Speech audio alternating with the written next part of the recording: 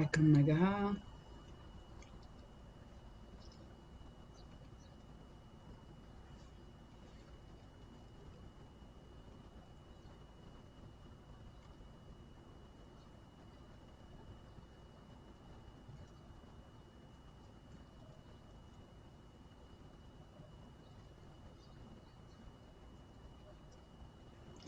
Okay. Daqiiqaa lama keessa taasisaan jalqabaa. Galatoomaa warri dhuftan jedha. Yaada gabaabaa tokko qabadhee isinii dhufe jechuudha.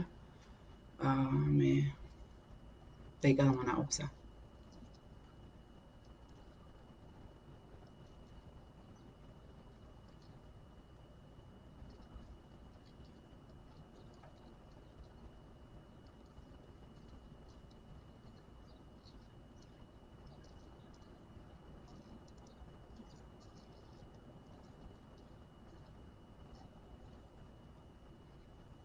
Waan sheer godhaa jirtaniif illee galatoomaa hin argaa jira akka sheer godhaa jirtanii.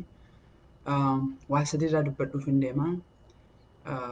Ganama kana waa'ee biyyaarraa kana ga'e tokko waan gaarii kan taane tokko isinitti hin barbaadeetini. Inni lammataa immoo hiriira boruu irratti kan Waashintan DC deemaa jiru. Inni sadaffaa walumaa galtee adeemsa qabsoo advocacy irratti godhaa jirru kana isinii himuu barbaadeetiin. Yeroo baay'ee carraa kana fudhadhee kan dubbadhu namoonni baay'een naa bilbiltanii dhiifama isin jala kaasuu hin dandeenye. Garuu yaada sireessi dalagaa yoo ta'e sagalee waraabaatiin sagalee gabaabduu naa hima anis ni deebisee jedha. Sannaa beekaa because telefoona hedduu waan natti seenuu fi ammayyuu daqiiqaa 20 booda sa'aatii 6 fi walgahii irra taa'aa so telefoona kaasuu hin danda'u. Warroota adda addaa wajjin waan dubbadhuuf jechuu kiyya. So anyway, qabxii sadii irratti akkuma isiniin jedhe qabni tokko waa'ee biyya ammaa kan dhaga'e, kan lammataa kan hiriira boruuti, kan sadaffaa walii galtee advocacy irratti godhaa jiru san jechuudha. Daqiiqaa takkatti jalqaba.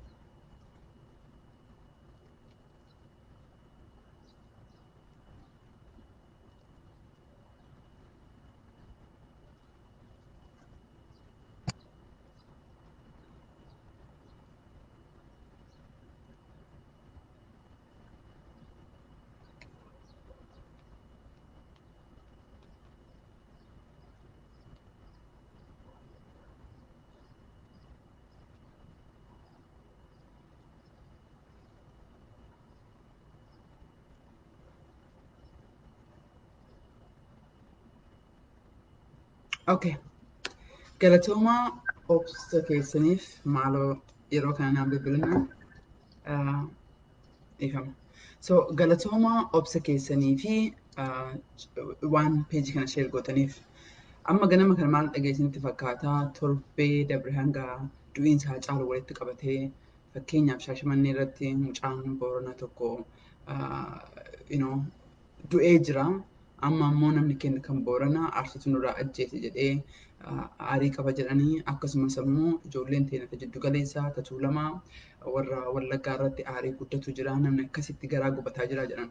So an kan barbaaduu fi keessattuu jiraattota biyya alaa jirtan kana nu hundinuu maatii qabna nu hundinuu hiriyyaa qabna biyya san keessaa.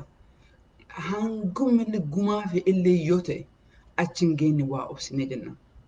Ani nama jastasii sirriitti ta'uu qaba jedhee nama amanu tokko namni balleessi tokko dhiifama gaafachuu qaba.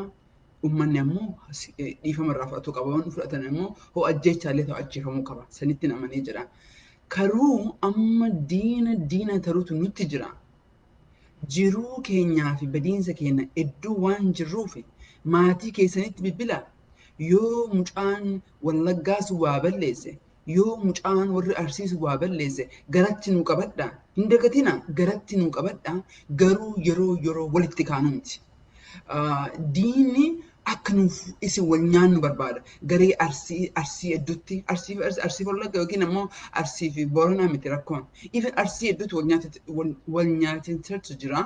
Kanaafiyyuu garatti qabadhaa. Hin dagatina itti bilbilaatiin yeroon kun yeroo hamtuu waan taateef yeroo tokko caccabuu deemnu waan taateef Kanaafuu naa obsaa itti bilbilaatiin maatii keessanii yeroo Arsii himattanii miti, yeroo Wallagga himattanii miti, garatti qabadhaa hin dabarraa ifama maaloo namni ifama.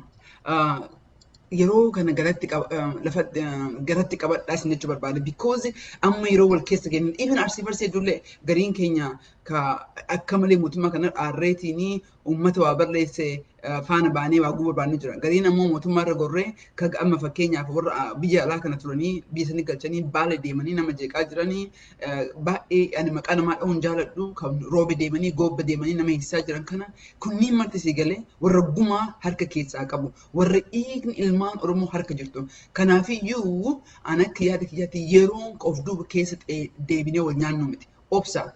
Ka Finfinnee irraa isin ergamee dhufu Baalee irrattis ta'ee Boorana irrattis ta'ee Harargee irratti ta'ee ofirraa qaba. Si galee nama keenya hin ajjeesina. An ajjechatti amanee jedhu ofirraa qabaan jedha. Qabxii lammata isinii dabaree jedha.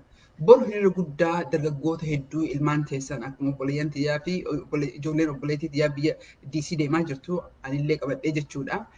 Ilaalaa. Ka lammataaf sadaffaa walitti hidhatee jedha. Itti isinii deebi'ee jira amma waa'ee advokasii sana ka DC ka advokasii irra sitti dubbadhee jira. Walgahii ajaa'ibaa irraan ture qalee. Walgahiin kun maal jenneti fakkaate? Hiriirri isin bahaa turtan hiriirri torbaan laman dabre goone telefoon isin koongireesii bilbiltanii yookiin barreessan sun injifannoo guddaa godheetiin maal godhe isinitti fakkaate? Koongireessoonni marti warra olaanaatti jira miti hin beektanii koongireesiin komitee qaban. Komitee Afrikaatu jira, komitee Faayinaansiitu jira, komitee Seekiyuriitiitu jira, komitee adda addaatu jira.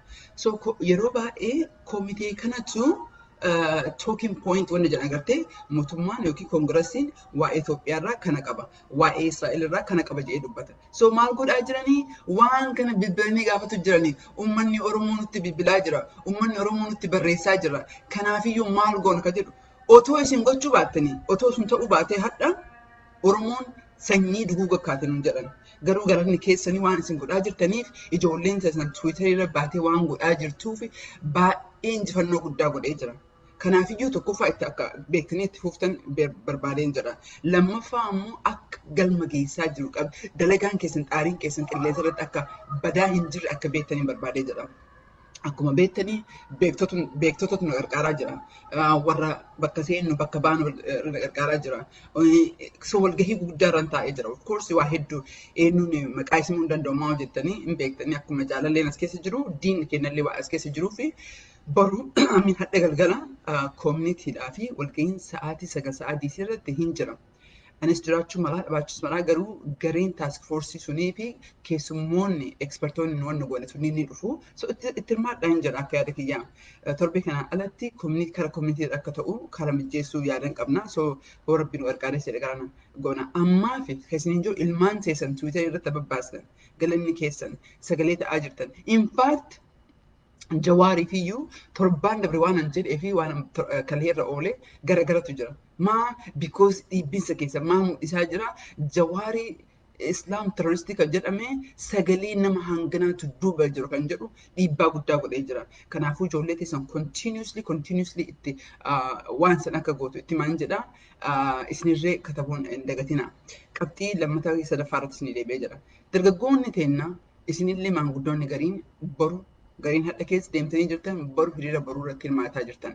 Waan ajaa'ibaatti hirmaachuu qabdan because it's a very jalqaba kana hojii gaarii godhaa jirra. Hojii jijjiirama Oromoo fide yeroo jalqabaa irratti amma Oromoo kan beekne hin jiru. Waggaa 5 hadhaa nuti Oromoo jennee dubbannu eenyutu nu beeka? I don't know gammaduu qabdan dhugaa isiniin jedha. Oromoo amma Oromoodha jedhee Oromoo bakka bu'ee dubbadha. Akka durii ani Itoophiyaa no Oromoodhaan dubbadhaa jira. Gocha sirna naafteenyaa kanarra jirullee haa Oromollee qabaatu. Oromoo maqaa Oromollee haa qabaatu. Afaan Oromollee haa dubbatu. Sirni Oromoon irraa falmaa jiru sirna naafteenyummaa waan ta'eef kun amma haasaan an godhu naa ta'ee jira. Akkasumas immoo wanni an godhaa jiru koominitoota senatartoota adda addaa yoo wal geennee jennu bulchiinsa koominittii sanii kamisootaa ta'ee ka Portland ta'ee kama ta'ee warra sanii haala adda addaa yoo ta'uuf mijjeesseetiin jara bakka bu'ee dhaqaa jira jechuudha. Kanaadaallee akkasumatti ammoo baay'ee Ameerikaa qofa irratti miti. Anyway yeroo biraa bal'inaan hin dubbadhee jedha. Kan isin jechuu barbaade warra baru hirra ba'uu fi make sure beellama fudhadhaa dandeettan. Dhufaa jira Washington DC sababaa an dhufaa jiruu fi kana. Xalayaan qopheessine ni jira. Xalayaan immoo already koongiresii keessatti deemaa jiru draaftiin kaganaadha garuu early stage'dha itti muka qabdantu jira. Waa'ee sana irratti bal'inaanii walgahii irratti ganama hin dubbadha yoo dubbadhu baadhee jedhee wanti isin gootan mootummaa keessanii reprezentaatiivii keessaniin yennaa wal agartan ka jettanii xalayaa wayii dhufaa jira. Waan amma deemaa jiru xalayaa kanarratti akka naa mallatteessituu jettaan. Kan biraa qabxii biraallee hin jira. Nuti amma Oromoon kumaatamaan yoo ajjeefamnu kan mootummaa isaa waadaa ofii dubbatee jedhee yoo ajjeefamnu namni nu dubbataa jiru hin jiru.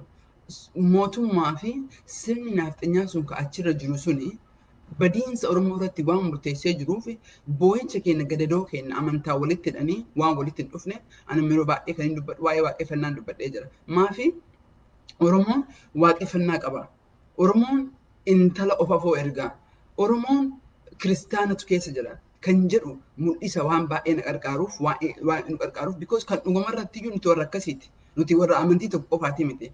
Kanaafiyyuu wanti isin godhuu barbaade garuu qabdanii mootummaa yoo dubbistan tokkoffaa xalayaan dhufuusa itti himu.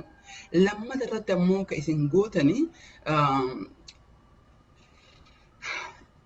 garee wayii biyya takka ergamu irratti dalagamaa jira. Ganaa early stage irra jira wanni kun soo inkijibdinaan hin jedhina. Early stage dha garuu hoppii qabnee jenna.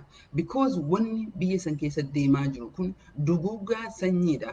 Sanyiin sun ammoo Oromoodha. Oromoon duguugaan jiru. Kana godhuuf ammoo yeroo baay'ee kan hin dubbadhu ru'iin nama gurraachaa waggaa 400 fi poolisni nu miidhee justice systemiin sun nu miidhee jedhan. Namoonni dhageenya. Garuu amma kaameraa irratti bahee addunyaan agartee jennaaniin amma martu Black Lives Matter jedhe. So ru'iin Oromoo kan maater taatu gaafa miidiyaa irratti argamtee jette that's the only time the Oromo lives matter. So what we have to do is keep on the media. Keessattuu dargaggoota keenyaaf keep this conversation alive. Keep it on Twitter, keep it on Facebook, keep it on Instagram. Bakka marattiyyuu our life began to matter only if we stay on the media. Sanyiin duguugaan ni jira, nuti duguugaan jiru duguugamutti jira. Eenyummaan Oromummaan farra Itoophiyummaa waan ta'ee jiruuf kana ammoo kadeeffachuu dandeenyuun yoo isin actively participate gootan wanni amma godhaa jirtan kan itti fufuu qabdanii hin jedha. So bor koongiresii keessan yoo argeettan yoo beellama qabaattan fantastic. Yoo beellama qabaatinillee rakkoon qabu. The most important thing as keessaa wanni fudhattanii jedhee abdiin qabu. Wanna kana dhageettii kiyya mara keessaa qabxiin tokko fudhattan boru koongiresii irratti yoo hidhattan oofisa wanti guddaa mul'achuu keessan wanti muddaa ani Oromoodha jettee dhabu keeti waan biraallee dubbatu dhabdan ani Oromoodha Minnesota irraa dhufe ani Oromoodha Arizona irraa dhufe ani Oromoo Chicago irraa dhufe kanaaf waan dhufee jedheef maal xalayaan dhufaa jira waldaan Oromoo community xalayaa sitti ergaa waldaan ollaa sitti ergaa waldaan dhaabbilee biraa sitti ergaa abban feellat even mana amantiillee fudhadha rakkoon qabu Oromoodha sababa anas dhufee karaa kana deemee fi Oromummaa irratti so that is the key thing because I think barri bara keenya I think himti gaafii malee barri kun bara keenya so ijoollee teessan kadhaqaa jirtu koongiresii tiisisni guddateef qodaan banuu jedhan ala dhaabbannee iyyinee fi guddiinsa hin finnu jijjiirama hin finnu garuu akkuma amma isin impaaktii sigalee dubbii kakaasee jira amma sigalee maali gaafiin Oromoo kun kan jedhu maali uummanni akkanatti na jeeqaa jiru kan ga'u kaasee jira keessa ammoo yoo seentan yoo of barsiistan nama ta'uu keessan yoo argan Oromooni bineensa ta'uu miti kan jedhanii yoo arganii jiran garaa nu laafan garaa isinii laafan jawaariin irraa sagalee isaallee ka qara akka raadikaal amma ka jarri godhaa jirtu muuvimentiin kun raadikaal musliim jedhanii akkasitti deemutti jiran. So amma yoo si ergan dargaggeessa akkanaa yoo argan intala bareedduu ilma bareedaa akkanaa yoo arganii jiran wait mucaan kun jiraata Minisootaati bara akkuma kiyya nama kanaafuu yaada isaan dhaggeeffadhaa jiran. So ka isin goota irra deebi'ee boru hiriira yoo baatan koongiresii ni deemtu. Yoo akka deemallee yaada hin qabne taate please deema. Uummanni baay'inaan nu argu, aadaadhaan nu argu, alaabaa keenyaan nu argu, nagaa keenyaan nu argu, jaalala keenya, vaayilansii irraa dhaabbadhaa. Down saba Amara state tokko kanallee irraa dhaabbadhaa. We are against the nafxenya system. That is what we are against. Diinni keenya tokko qofa sistema kana kanaafiyyuu kanarratti xiyyeeffadha. Oromootiin xiyyeeffatina warra biyyaa immoo maaloo itti bibbilaatiin gumaan ni baati. Gumaan bahuu qabdi. Namni dogongoraan du'e gaafatamuu qaba. Ajjeesee gaafatamuu qaba. Dhiifama yoo uummanni gootee jedha. Garuu amma yeroo achi waan hin jirreef diinaaf wal kennuu hin dandeenyu. Maaloo biyyatti bibbilaatiin tasgabbaaha jedhaan abbuma fe'ee haa balleessu. Wannuma fe'aa ta'uu itti deebina Oromoo ta'a. Lola addunyaa lammataa irratti warra Ameerikaa fi Raashaan diina turte. Garuu gar tokko ta'aniitiin Jarmanii injifatanii jedhan. Nuti illee Oromoo keessatti gantuun kaleellee anan jedha yeroo maali diinni keenya guddinni nu keessa jira. Gantuun illee numa keessaa jirtu amma hin obsina. Gantuu fi hattuu gurguramtu loyaltii bitachuuf jecha keessa nu miitu ganda keessa deemtee diina fiddee ganda xuree bara mul'istu hin beeka. Nuti akkasitti badaa turre abbaan keessi galee xirinyii jedhamaa ture. Xirinyii adoonnoo kabeeta waan ajaa'aa tokko. So akkasitti maatima keenyatu akkasuma jiraa ture. Diinni haala hin jiru diinni nu keessa jira hin beekna. Kanaafiyyuu amma walitti quban qabna. Amma naa obsa wanni isin gootan biyyatti bilbila biyya katamaa itti himaa intarneetiin waayifaayiin gadhiifamee jira. Obsaa jedhaan walirratti ilaalina. Isi galee Arsiif Boorana ta'ee Wallaggaaf Shawaa ta'ee Harargee jidduu ta'ee qabeenya nama keenyaallee hin gubina. Nama keenyallee hin ajjeesina. In fact namallee hin ajjeesina hangar kiyyaan. Isi galee wanni isin gorsee jedhu wanti guddaan sistamni kun booyikatiin kalee dhumatee jedhee waan asii jennu amma kan godhaa jiran biyya achi keessatti nama kaan bitanii kaan sodaachisanii wal nyaachisaa jiran. Because gaafa nuti wal nyaanne carraan ni baatiif. Isi galee loluun qabdu diinni. Laluun qabu sigalii nafxanyaa noota kan godhuun qabu. Wanni jiru godhu nu walitti naquudha. Achi booda harka maratanii ta'anii jechuudha. Diinni keenya sirna amma aangoo irra jiru. Sirna saniifis aangoo irra jiru waan ta'eef sanii na hubadhaa galatoomaa telefoona dhiifama isin jala kaasuu hin danda'u yeroo baay'ee sagalee gabaabaa waraabaatiin na ergaa yaadni sun impoortaantii yoo ta'e isin deebisa. Waa'ee miidiyaa irratti gabaasisoo ta'e ani miidiyaa irratti hin dalagu kadiirootti ergaa OMN'tti ergaa ONN'tti ergaa warroota akkasiitti ergaa ammaa yoo jettanii ani fookasiin kiyya advokasiif dippiloomaasiidha. Because namni luka lama qabaateef muka lama hin qoru. Waa mara godhuu hin danda'u. Sanii fi fookasiin keessa irraan jiruu fi wanni akkasiisan achi dabarsaa. Dhumarratti ammoo amma kamatanna dhufee jedheen namoota keenya kan hidhamaa jiru, kan miidhamaa jiru, deetaabeesii uumnee jirra. Akkasii galee amma laala namni 10 asii du'ee 5 as du'ee feesbuukitti maxxansina hin bada. Gadi deema arguu hin dandeenyu. Akkasiin hin taanee fi ollaa irratti deemtaniitiin tokko tokkoon galchuu qabdan. Eenyutu du'e? Maqaan isaa eenyu? Yoom du'e? Eenyu ajjeese? Magaalaa kam ajjeese? Daawwii riippoortii yoo baasnu deetaa keenya keessa dhandhee baasnee jenna. Amma waggaa 3 dura yaadadha. Yeroo baay'ee jawaartu maxxansee jedhan beektan. Achi gadi deemtu soxxeetiin arguu nama ulfaatee jetta. Akkasiin hin taanee fi ollaa irratti deema waan kana hunda achirratti maxxansaa isin jedha. Waan na dhageettaniif hedduu galatoomaa. Yaada keessan akkas na ibsan jedha. Fayyaa naa ta'a.